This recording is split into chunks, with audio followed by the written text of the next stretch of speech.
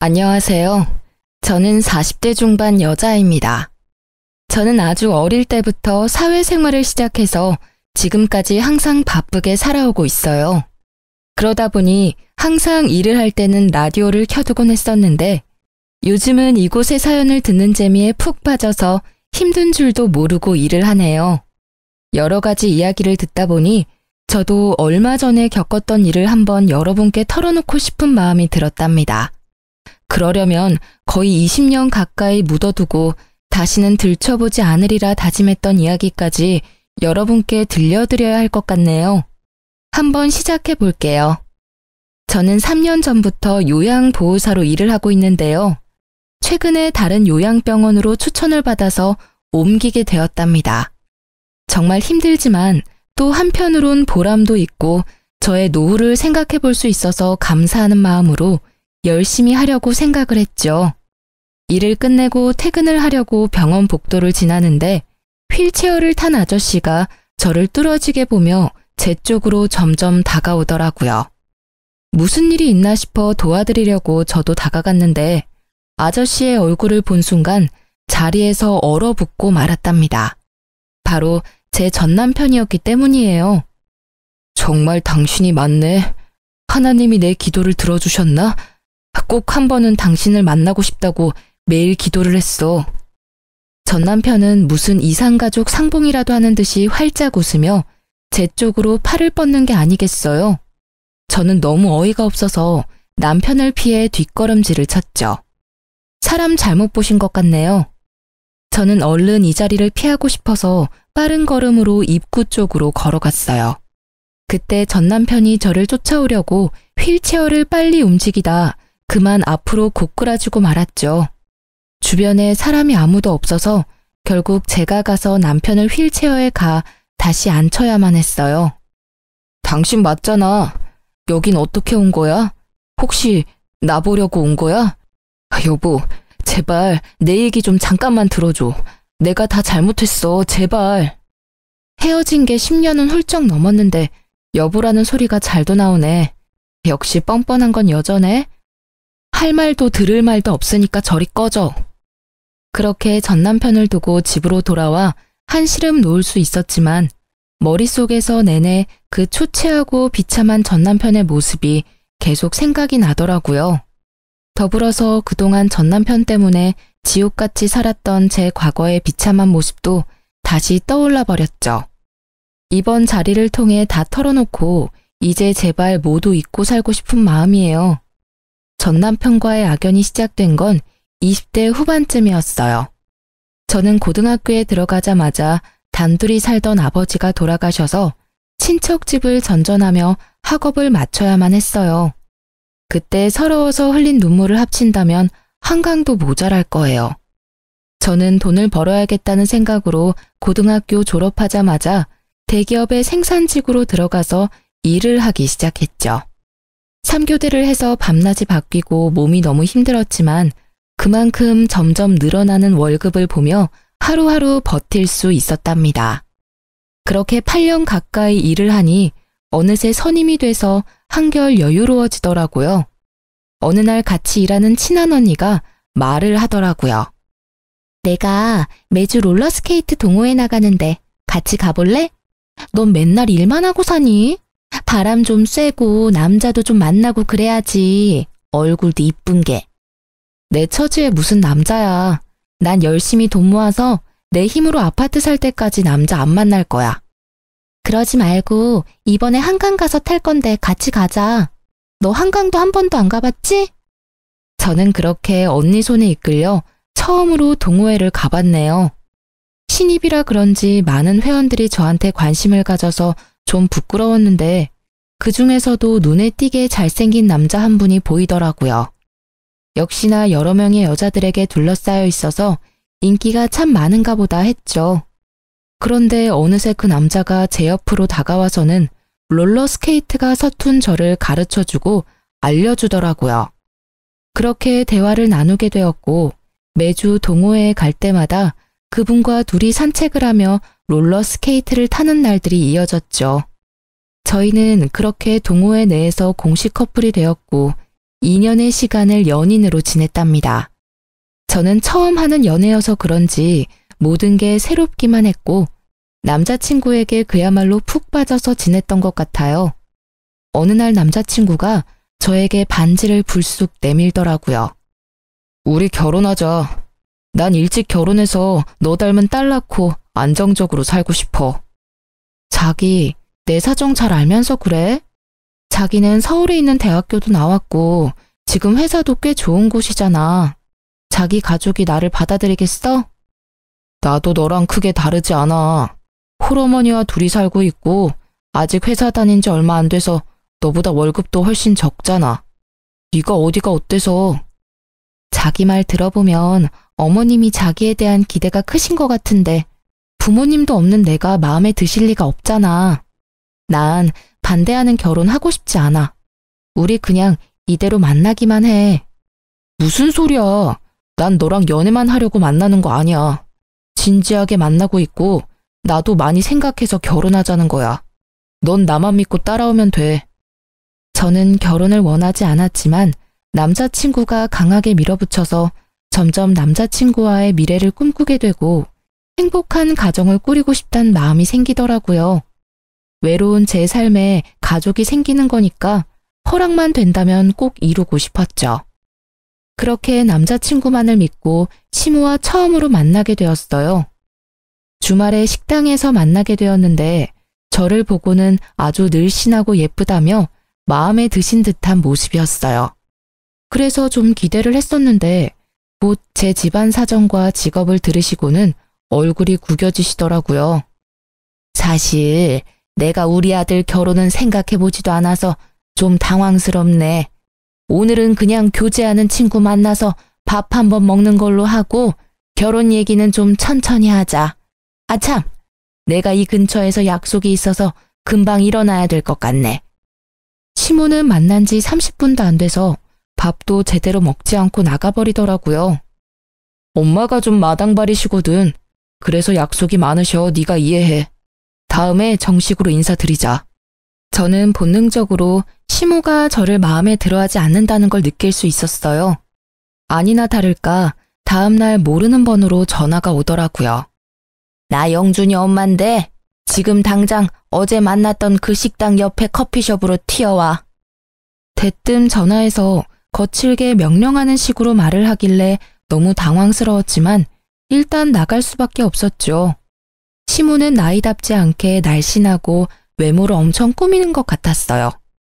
젊었을 땐 정말 예뻤겠다 싶었고 남자친구의 잘생긴 외모가 시모에게 물려받은 것 같았답니다. 시모는 저를 보자마자 무슨 벌레를 보듯이 인상을 팍 쓰더라고요. 쓰잘데기 없는 인사는 건너뛰고 본론만 말아마. 당장 우리 아들한테서 떨어져라. 네? 그게 무슨 말씀이세요? 헤어지란 말씀이신가요? 머리가 돌대가리야? 한 번에 말귀를 못 알아들어? 니까지 게 감히 우리 아들하고 결혼을 한다고? 용기가 가상한 건지 무식한 게 용감한 건지. 너 고등학교 간신히 졸업하고 공장에서 일하는 공순이라며? 네, 제가 집안 사정이 좋지 않아서 일찍 돈을 벌었어야 해서요. 하지만 저 지금 연봉도 높고 관리직으로 승진도 했어요. 그런다고 공순이가 뭐 전문직이라도 돼? 영원한 공순이지. 가정 형편이야. 나도 우리 아들 혼자 키웠으니까 크게 상관 안 하려고 했어. 그래도 너무 키우는 거 아니니? 우리 아들 그 잘난 외모에 학벌에 직업에 뭐가 모자라서 너까지 거랑 결혼을 시켜야 돼? 우리 아들한테 줄 서는 애들이 한둘이 아닌데 네가 뭔데? 저 혼자 열심히 살아왔고 이런 말 들을 만큼 잘못한 것도 없고요. 저도 이 결혼 안 하겠습니다. 이만 가볼게요. 저는 악소리를 질러대는 시모를 뒤로하고 냉정하게 나와버렸어요. 혼자 사는 게 속 편하지 처음부터 이렇게 반대하는 결혼을 뭐하러 하겠어요. 그리곤 그 후로 남자친구의 연락도 받지 않고 남자친구가 찾아올까봐 공장 기숙사에서 잠시 지내기도 했죠. 그러자 남자친구는 같이 동호회에 나가는 언니의 도움을 받아서 저한테 계속 연락을 하고 기숙사로 몰래 들어오기까지 했답니다. 제가 무수하게 헤어지자고 밀어냈지만 남자친구는 제가 사는 집에 들어와서 같이 살기까지 했고 저도 사랑하는 사람을 더 이상 밀어낼 힘이 없었죠. 거기다가 남자친구가 밀어붙여서 얼떨결에 혼인신고까지 하러 가게 되었어요. 혼인신고를 했다는 걸 알게 된 시모가 저희 둘을 집으로 부르더라고요. 철없는 10대도 아니고 어떻게 혼인신고를 덜컥 할 수가 있어? 네가 제정신이니? 엄마가 그렇게 말도 안 되는 반대를 하는데 어떡해? 나는 이 사람이랑 같이 살 거니까 엄마가 양보해. 아유, 내가 너 때문에 환장한다. 어쩜 그렇게 다혈질이 네 아버지를 빼닮았니? 그래, 혼인신고까지 했다니 어쩌겠니? 대신 결혼식은 나중에 하고 일단 너는 이 집에 들어와서 살아라. 이 집에요? 셋이 살기엔 너무 좁은데 불편하지 않으시겠어요? 내가 불편할 게 뭐 있어?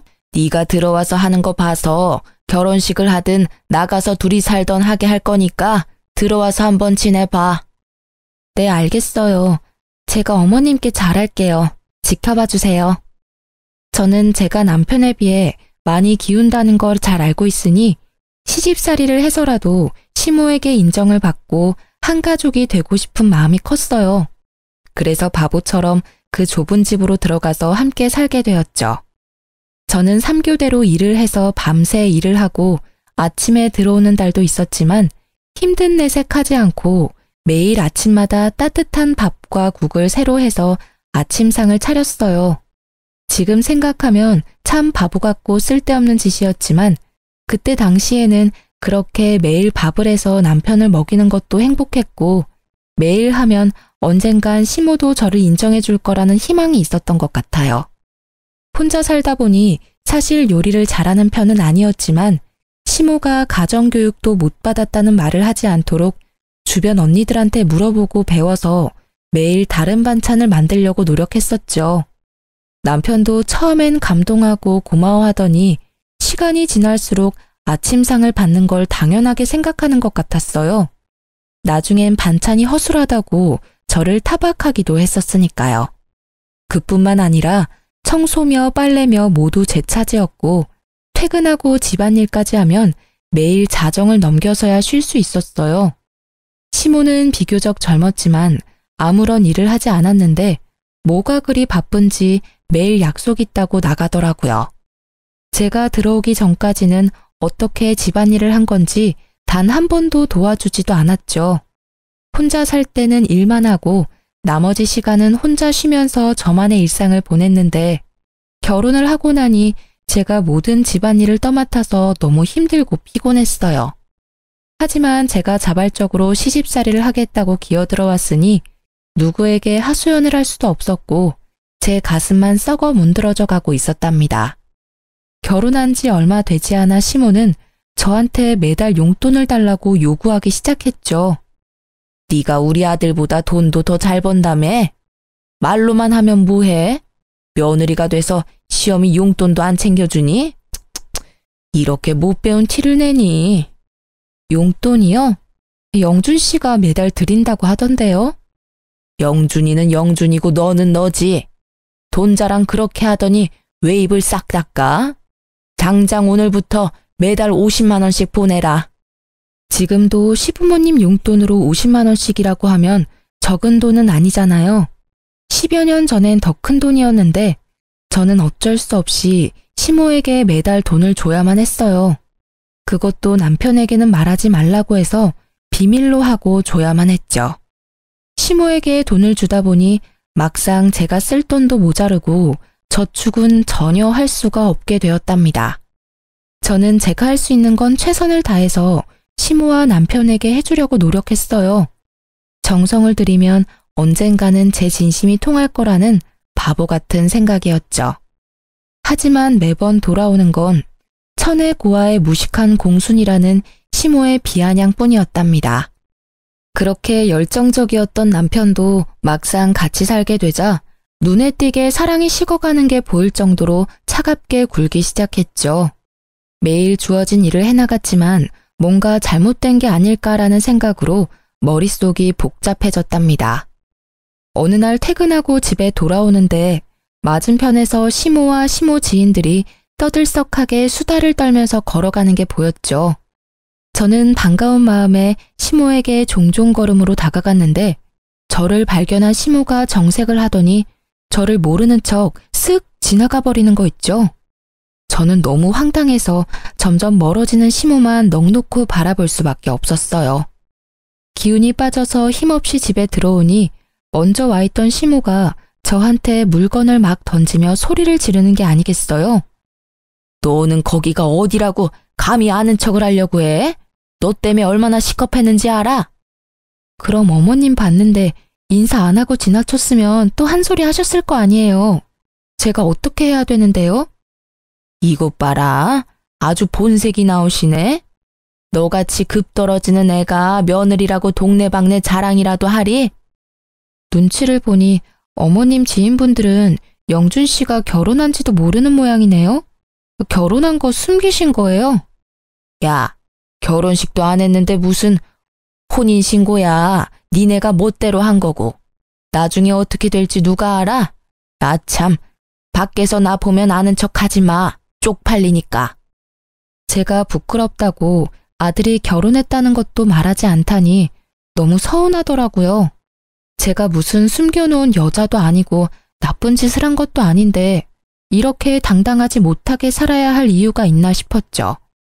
저녁에 남편에게 말하니 황당하게도 시모 편을 들더라고요. 결혼식을 해야 축의금도 받고 떳떳하게 밝힐 수가 있는 거지. 사실 지금이야 동거라고 봐야지. 동거? 혼인신고까지 해놓고 그렇게 무책임하게 말할 거야? 그럼 결혼식은 언제 할 건데? 차일피일 미루기만 하고 있잖아. 아, 좀 기다리라고. 나 곧 이직할 건데 회사 사람들한테 축의금 받긴 좀 그렇잖아.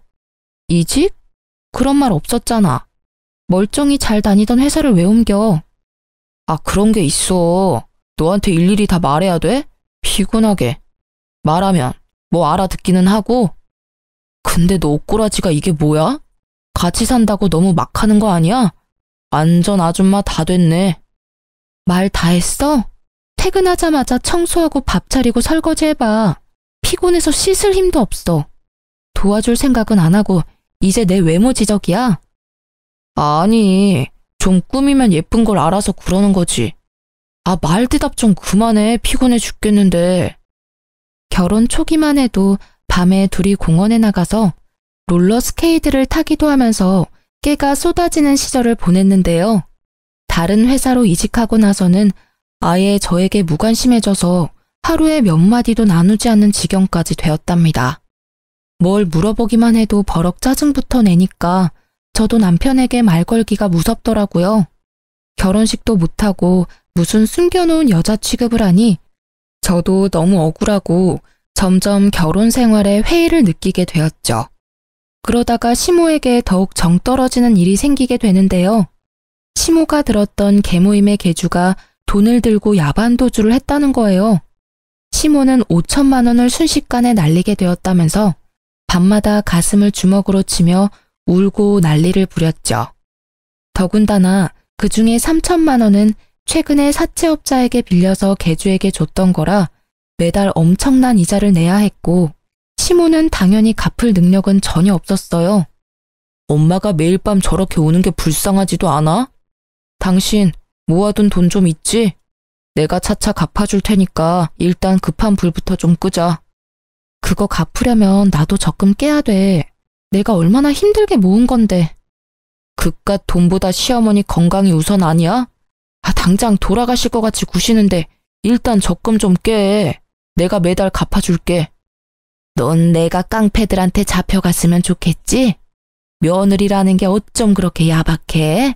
하나뿐인 시어미한테 그깟 돈 좀 못 해주니? 적금 좀 깨면 어때? 다시 부으면 되지.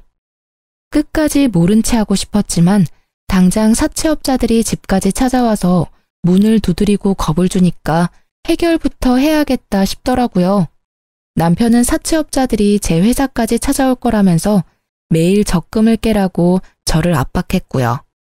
사실 저는 어릴 적부터 차곡차곡 들었던 적금이 있었는데 그걸 깨서 시모의 빚을 갚아주게 되었어요. 제가 너무 속상했던 건 제가 빚을 갚아줬음에도 시모는 저에게 고맙단 말 한마디도 하지 않았다는 사실이었어요. 제가 피땀 흘려 모은 돈을 가져갔으면서도 마치 당연하다는 듯이 구는 모습에 정말 정이 확 떨어져 버리더라고요. 그동안 시모에게 인정받으려고 애썼던 순간들이 모두 부질없이 느껴졌죠. 사실 아무도 저를 잡지 않는데 저만 이 집에서 나가버리면 두 사람과의 인연은 바로 끝나버릴 수 있을 것 같더라고요. 그런 고민을 하는 와중에 저에게 소중한 생명이 찾아오게 되었답니다. 너무나 갑작스러웠지만 남편은 제가 임신했다는 걸 알고 무척 기뻐하더라고요. 예전처럼 다정한 남편의 모습으로 돌아온 듯했고 살뜰히 저를 챙겨주기 시작했어요. 그걸 보는 시모는 영 못마땅한 표정이었죠. 거기 바닥이 더러우니까 엎드려서 박박 걸레질 좀 해라. 저 물건들 좀 들어서 집 밖에다가 쌓아둬라.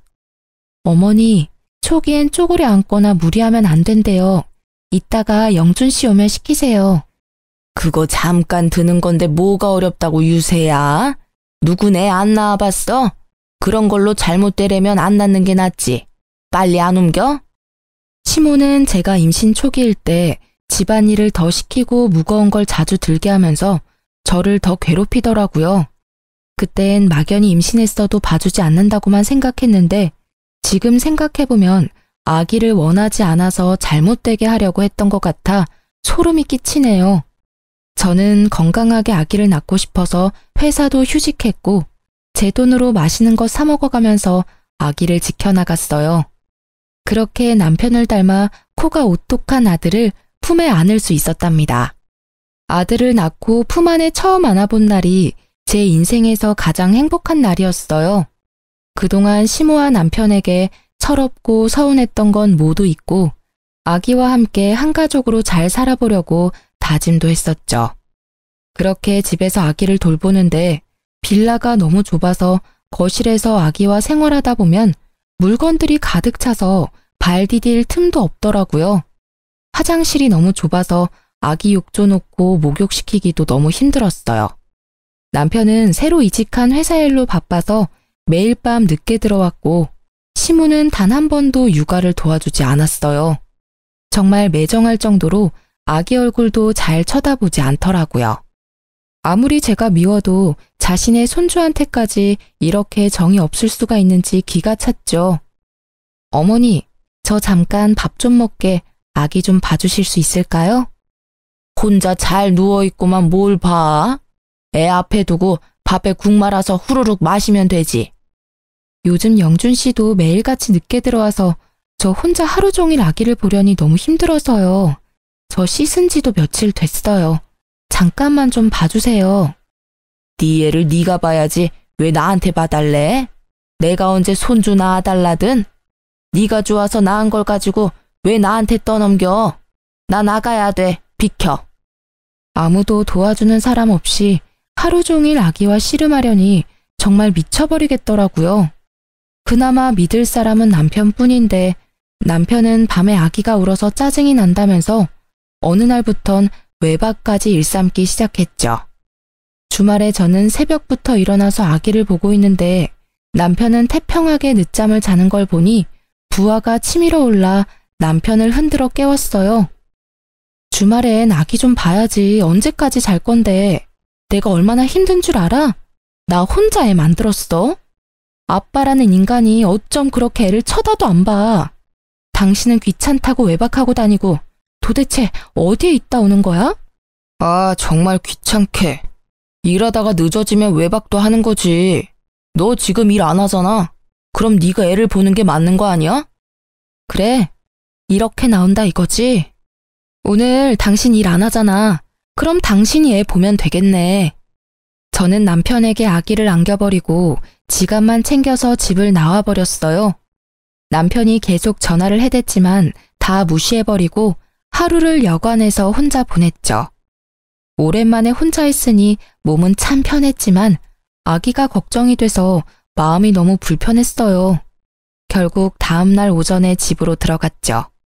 집 안으로 들어가자 시모가 우는 아기를 안고 어쩔 줄 몰라 하고 있고 남편은 아기가 토한 우유를 닦고 있더라고요.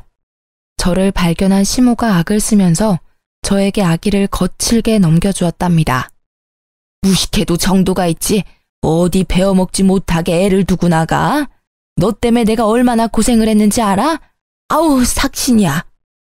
야, 이러고도 네가 엄마냐? 애를 버리고 나가? 너 진짜 무서운 애였구나. 오히려 잘 됐어. 어젯밤 덕에 너랑 갈라서야겠다는 확신이 들었다. 당장 헤어지자. 뭐? 헤어져? 고작 하루 애 두고 나갔다고 이혼을 하자고? 제정신이야? 너나 애나 다 지겨워. 집에 들어오는 게 지긋지긋해. 애초에 너는 나랑 급이 안 맞는 애였어. 내가 뭐에 씌었었나 보다. 이제야 네가 제정신으로 돌아왔구나. 그러게 엄마가 계속 말했잖아. 쟤는 아니라고. 애까지 낳고 이게 뭐니? 저는 분노가 치밀어 올라서 주체가 안 되더라고요. 저는 남편의 뺨을 사정없이 세게 내리쳤어요. 지금 말 다 했어? 내가 지금까지 어떤 마음으로 견뎠는데. 뭐? 급이 안 맞아? 네가 얼마나 대단한데 나한테 그딴 말을 해? 이게 미쳤나? 누굴 때려? 잔뜩 흥분한 남편이 신발장에 있던 롤러스케이트를 저한테 던졌어요. 단단한 바퀴가 제 머리를 강타했고 저는 비명을 지르며 손으로 머리를 감쌌죠. 그때 손에서 축축한 느낌이 들어서 손을 보니 피가 잔뜩 묻어나왔어요.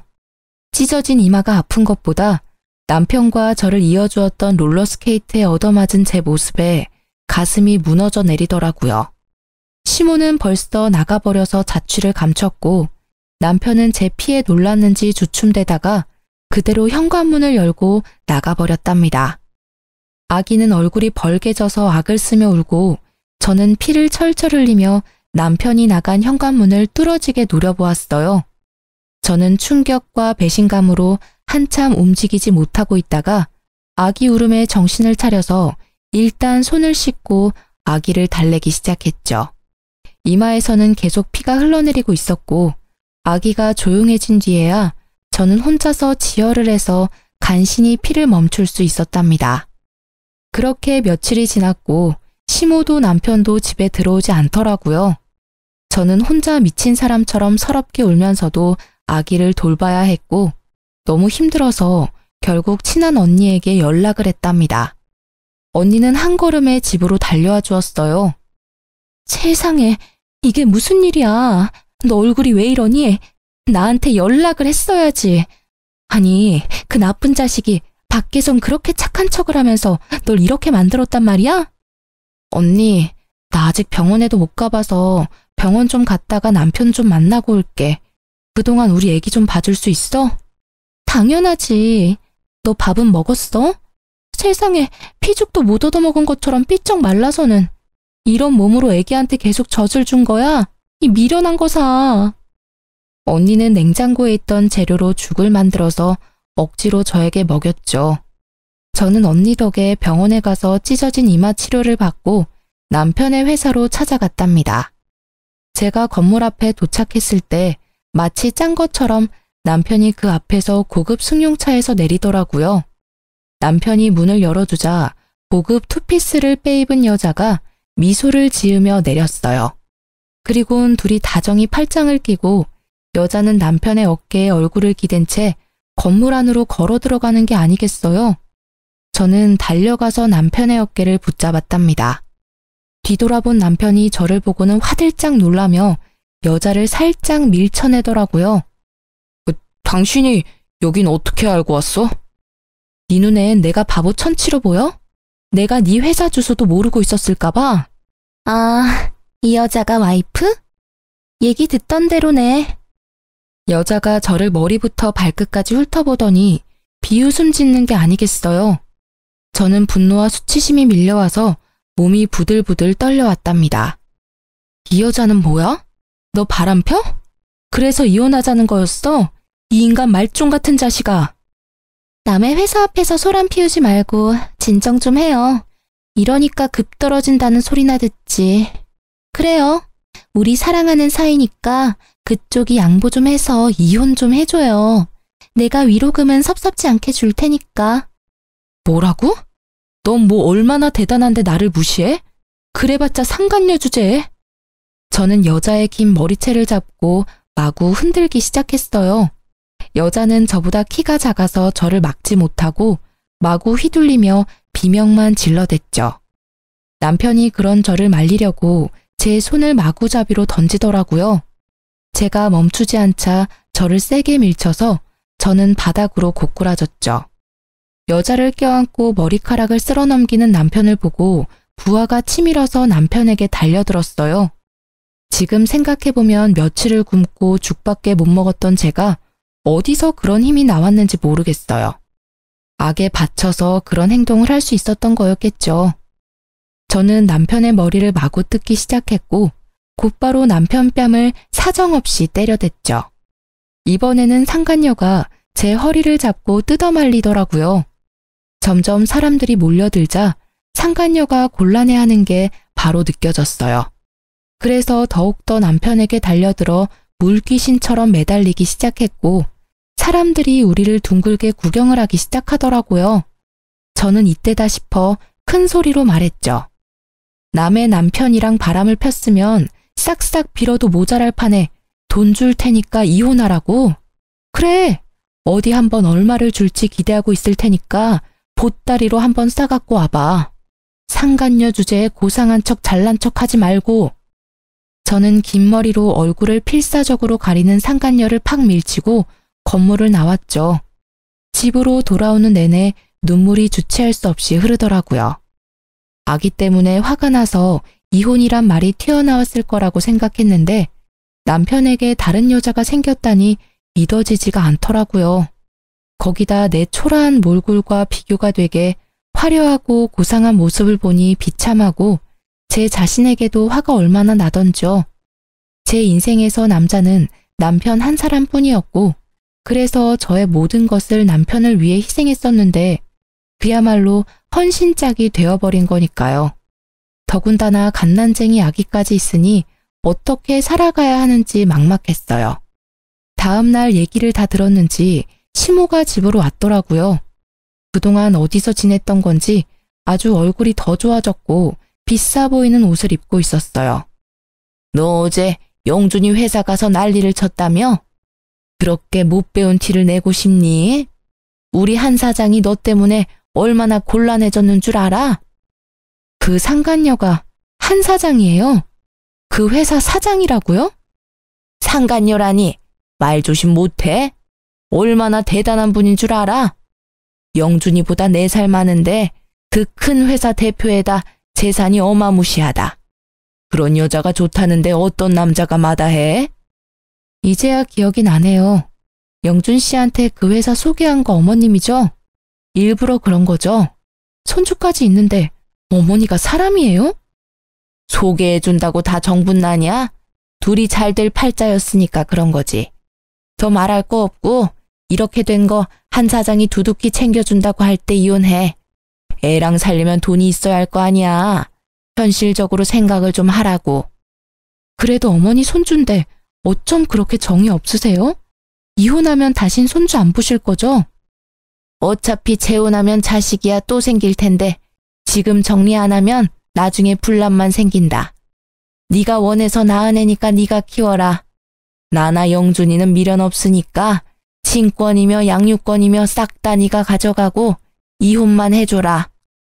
육아하느라 정신이 없어서 남편이 했던 말을 흘려들었었는데 이제야 기억이 나더라고요.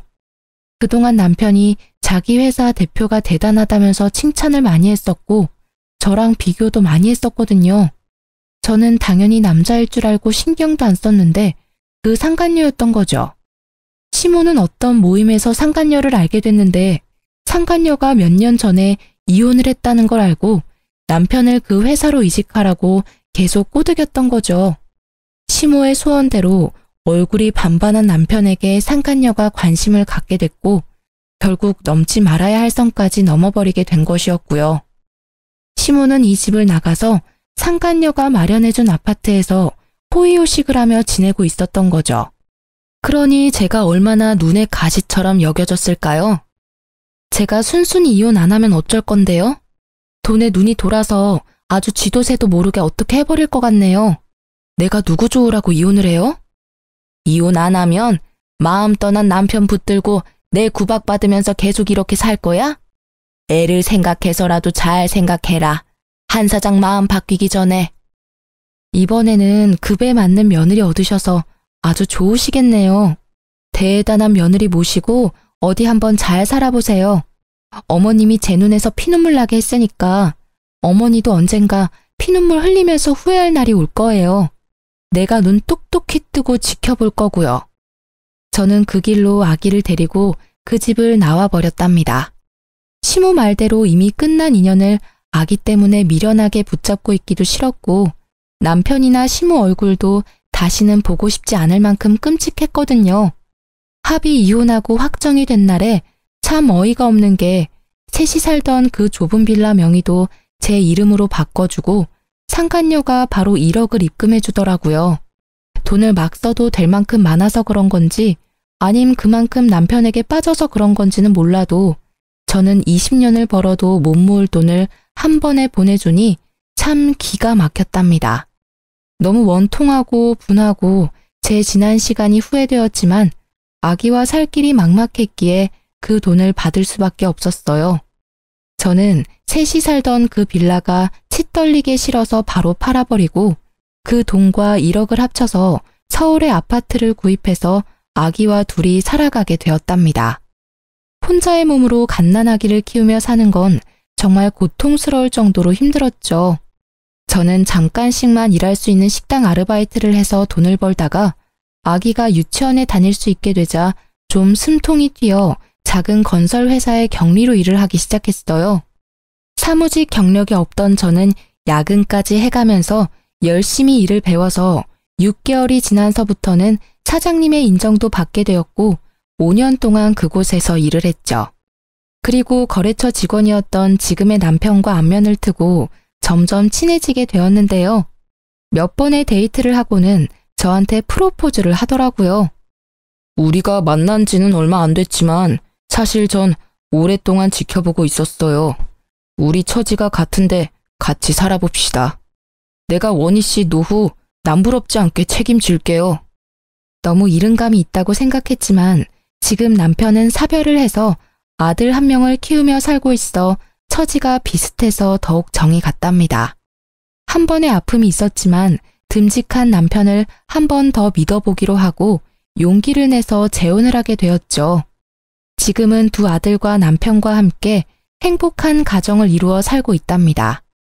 내 가족을 만들고 싶다는 저의 바람이 드디어 이루어진 것이죠. 남편은 기술직이라 연봉이 높은 편이고 제가 예전에 사놓은 서울의 아파트의 월세만으로도 일을 안 해도 될 정도인데요. 저는 평생을 일을 해서 그런지 전업주부로 사는 게 오히려 더 힘들더라고요. 그래서 요즘 많이 한다는 요양보호사 자격증을 따서 요양병원에서 일을 하게 되었답니다. 어디서나 성실하게 일을 하기에 이번에도 인정을 받아서 다른 요양병원으로 더 좋은 대우를 받고 옮겨보기로 한 거였는데요. 그곳에서 생각만 해도 치가 떨리는 전 남편을 만나게 된 것이었죠. 제가 전 남편을 보고 너무 충격을 받았던 건 전 남편이 두 다리가 없다는 사실이었어요. 그런 모습을 하고 있으리라곤 상상도 하지 못했었는데 말이죠. 두 다리가 없는 전 남편을 부축해서 휠체어에 앉히고 나니 무릎이 덜덜 떨리더라고요. 그런 제 표정을 읽었는지 전 남편이 황급하게 말을 해나갔죠. 당신한테 못할 짓을 해서 내가 벌을 받았어. 당신이랑 이혼하고 그 여자랑 바로 결혼식을 했어. 어머니 소원대로 대단하게 치렀지. 신혼여행 다녀와서 새벽에 공항에서 집으로 올 때 크게 사고를 당했어. 그때 두 다리를 잃었지. 당신이 얼마나 그리웠는지 몰라. 나랑 이혼한 순간부터 그쪽이랑 나는 남보다 못한 사이예요. 그쪽이 어떻게 되든 아무 관심이 없다고. 전 남편은 초췌한 얼굴로 눈물을 절절 흘리면서 팔을 연신 제 쪽으로 뻗어대더라고요. 저는 그 모습조차 소름이 끼쳐서 계속 한 발짝씩 뒷걸음질 쳤어요. 당신도 내가 싫지? 그 여자는 많이 다치지 않았었는데 내 다리가 없단 걸 알고는 뒤도 안 보고 가버리더라고. 결혼식만 했지 혼인신고도 안 해서 가는 걸 막을 수가 없었어. 그 후로 어머니가 내 기저귀 갈아가며 간병하시느라 고생 많이 하셨는데 작년에 갑자기 뇌출혈로 돌아가셨어. 그래서 요양원으로 들어온 거야. 태어난 손주 기저귀 한 번도 안 갈아주더니 다리 잃은 아들의 대소변을 받아가며 간병했었다는 시모야말로 자업자득이라 해야 할까요? 저는 더 이상 전 남편과 마주하고 싶지 않아 서둘러 현관으로 발걸음을 옮겼어요. 전 남편이 저를 따라오면서 계속 불러대더라고요. 여보, 잠깐 기다려줘. 할 말이 있어. 제발. 우리 아들은 지금 어디 있어? 내가 매일 우리 아들 생각하며 울다 잠들어. 우리 아들 얼굴 한번 볼 수 있을까? 내 소원이야. 내가 왜 그쪽 소원을 들어줘야 돼? 그리고 당신이 나랑 아기를 버린 이후로 당신 아들은 이 세상에 없는 거야. 다시는 우리 아들이란 말 짓거리지 마. 매일 당신이랑 우리 아들만 생각하며 살았어. 언젠가 다시 만날 수만 있다면 당신에게 벌인 짓을 용서를 빌고 싶었어. 여보, 미안해. 제발 용서해줘. 다시 날 받아줄 순 없을까? 용서 좋아하네. 다리까지 잃었으면 사람이 될 만도 한데 예전이나 지금이나 어쩌면 그렇게 이기적이야? 내가 아직도 너만 바라보고 사는 등신인 줄 알아? 난 진작에 재혼해서 지금 남편이랑 행복하게 살고 있어. 넌 평생 네가 만든 지옥에 갇혀서 잘 살아봐. 저는 전 남편에게 차갑게 쏘아붙이고 병원 문을 나섰어요. 이참에 병원도 그만두고 좀 쉬어야겠다고 마음을 먹었죠. 병원 밖 주차장에서 지금의 남편과 학교를 마친 아들들이 웃으며 손을 흔들고 있더라고요. 저는 혹시나 전 남편이 볼까 무서워 병원 쪽을 뒤돌아봤는데 아니나 다를까 저를 찾으려고 전 남편이 휠체어를 끌고 밖으로 나오더라고요. 저는 승용차 쪽으로 달려가서 얼른 아들을 차에 타게 하고 급하게 차를 출발시켰답니다. 영문을 모르고 급하게 운전하는 남편과 무슨 일 있냐고 묻는 아들들의 물음에 차마 대답할 수가 없더라고요. 그렇게 헤어지고 마지막으로 전 남편을 마주쳤고 그 후론 보지 못했죠. 어릴 때부터 외로운 인생을 살았던 제가 갓난아기와 함께 버려져서 또다시 혼자 이 세상의 풍파를 겪어내야 했을 때 정말 이 세상에 대한 끈을 놓아버리고 싶었던 적이 한두 번이 아니었는데요. 그 아픔을 다 견딜 수 있었던 건 저의 하나뿐인 아들 덕이었죠. 시모와 전 남편의 처참한 말로를 보니 역시 사람이 죄를 지으면 안 된다는 걸 다시 한번 느끼게 되네요. 그리고 그동안 저의 아픔도 어느 정도 보상을 받은 기분이 들어요. 이번에 제 이야기를 털어놓은 것을 시작으로 전 남편에 대한 건 모두 잊어버리고 지금의 남편과 두 아들과 함께 지지고 볶으며 행복하게 살아볼게요. 여러분도 항상 행복하시길 바라면서 이야기를 마치겠습니다. 감사합니다.